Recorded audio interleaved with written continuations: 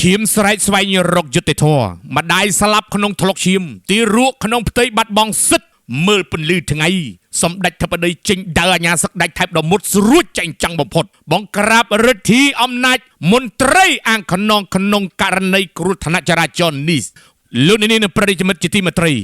រឿងដ៏គួរឲ្យរន្ធត់មួយបានកាត់ឡើងថ្មីនេះផ្អើលពេញសង្គមហើយពាក្យបុរាណតែងតែពោលថាគុំអាងអំណាចចាក់អង្គយកអង្កាមគុំអាងបុណ្យស័ក្តិជន់លើសេរសារីឲ្យសោះណាប៉ុន្តែទស្សនវិជ្ជាសង្គមបែរជាបង្ហាញនៅរូបភាពដ៏អណោចអាធមបំផុតហើយកាលពីរាត្រីថ្ងៃសុក្រទី27ខែមីនាឆ្នាំ2026នោះមានករណីគ្រោះថ្នាក់ចរាចរណ៍ដ៏រន្ធត់មួយ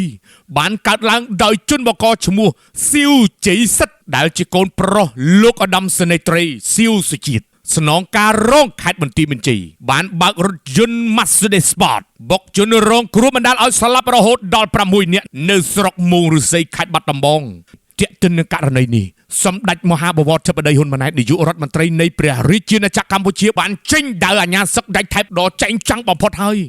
បញ្ជាឲ្យរដ្ឋមន្ត្រីក្រសួងយុតិធម៌និងអគ្គស្នងការនគរបាលជាតិស្រាវជ្រាវឲ្យបានហ្មត់ចត់បំផុតដើម្បីរកឲ្យឃើញអ្នកបើកបររថយន្តពិតប្រាកដនេះនិងចាប់ខ្លួនជនបកយកមកផ្ដន្ទាទោសតាមច្បាប់ជាធរមាន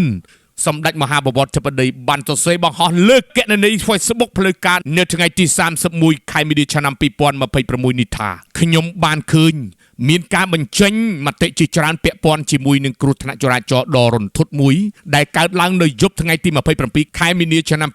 2026នៅស្រុកមោងឫស្សីខេត្តបាត់ដំបងដែលមនុស្សចំនួន6នាក់ត្រូវបានស្លាប់រួមទាំងទីរក់នៅក្នុងផ្ទៃមាតាផងដែរដែលបង្កឡើងដោយរថយន្តមួយគ្រឿងបុកពួកគាត់ហើយរត់គេចខ្លួនបាត់ស្រមោលជិងជាមួយនឹងការសម្ដែងការសោកស្ដាយដោយជនរងគ្រោះមានបងប្អូនមួយចំនួនក៏បានសម្ដែងការព្រួយបារម្ភអំពីការអ្នកដែលប្រព្រឹត្តអាចមិនត្រូវបានទទួលទោសដោយសារមានគ្រួសារជាមន្ត្រីជាដំបូងខ្ញុំសូមចូលរួមមរណទុក្ខជាមួយនឹងក្រុមគ្រួសារនៃសពជនរងគ្រោះទាំង6នាក់និងសូមវិញ្ញាណក្ខន្ធអ្នកទាំងអស់គ្នាបានទៅកាន់សុគតិភពកំបីឃ្លាតឡើយចំពោះការទទួលខុសត្រូវតាមច្បាប់ក្នុងករណីនេះខ្ញុំបានចេញបទបញ្ជាឲ្យឯកឧត្តមកើតរិទ្ធឧបនាយករដ្ឋមន្ត្រីក្រសួងយុតិធម៌និងឯកឧត្តមសុថេតអគ្គស្នងការនគរបាលជាតិត្រូវធ្វើការស្រាវជ្រាវឲ្យបានហ្មត់ចត់បំផុតនិងរកឲ្យឃើញអ្នកដែលបើកបររថយន្តពិតប្រាកដដែលបុកមនុស្សស្លាប់ទាំង6នាក់នេះហើយអនុវត្តច្បាប់ឲ្យបានម៉ឺងម៉ាត់បំផុត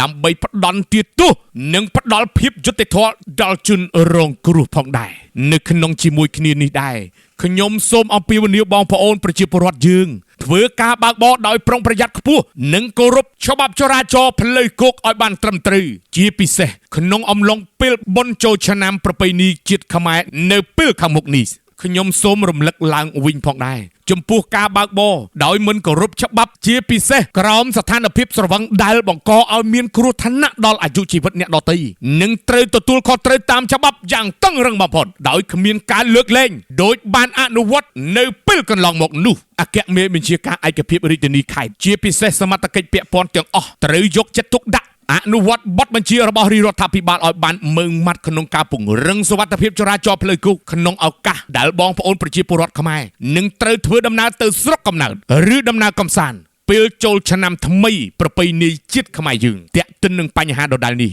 អ្នកនាំពាក្យរងក្រសួងមហាផ្ទៃលោកទូចសុខៈបានគូសបញ្ជាក់ពីករណីឈ្មោះស៊ីវជ័យសិទ្ធកូនប្រុសលោកឧត្តមសេនីយ៍ត្រីស៊ីវសុជាតិស្នងការរងខេត្តបន្ទាយមានជ័យឈ្មោះដែលបានបើករថយន្ត Mercedes Sport បុកជនរងគ្រោះបណ្ដាលឲ្យស្លាប់ទាំង6នាក់នៅស្រុកមោងឫស្សីខេត្តបាត់ដំបងនឹងត្រូវអនុវត្តទោសទណ្ឌទៅតាមផ្លូវច្បាប់ជាធរមានហើយទោះជាយ៉ាងណាទន្ទឹមនឹងនេះមានមហាជនជាច្រើនរងចាំមើលថាតើជនបង្កដែលមានឪពុកជាស្នងការរងខេត្តបន្ទាយមានជ័យនឹងទទួលការផ្ដន្ទាទោសធ្ងន់ធ្ងរដែរឬទេព្រោះថ្មីនេះធ្លាប់មានករណីកូនប្រុសរបស់លោកចៅវាយស្រុកមួយស្រវឹងបើកឡានបុកក្មេងឲ្យរងរបួសធ្ងន់ចុងក្រោយបែរជាអះអាងថានារីម្នាក់ជាអ្នកបើកបរដើម្បីឲ្យទទួលទោសជំនួសទៅវិញតាក់ទិននឹងករណីនេះលោកផែងវណ្ណៈអ្នកកាសែតដ៏ល្បីឈ្មោះបានសរសេរបង្ហោះលើគណនី Facebook របស់លោកថាករណីឈ្មោះស៊ីវជ័យសិទ្ធកូនប្រុសលោកឧត្តមសេនីយ៍ត្រីស៊ីវសុជាតិស្នងការរងខេត្តបន្ទាយមានជ័យបុកមនុស្សស្លាប់រហូតដល់6នាក់យ៉ាងម៉េចយ៉ាងម៉ាចេះកុំយកអ្នកផ្សេងមកទទួលទោសជំនួសបាត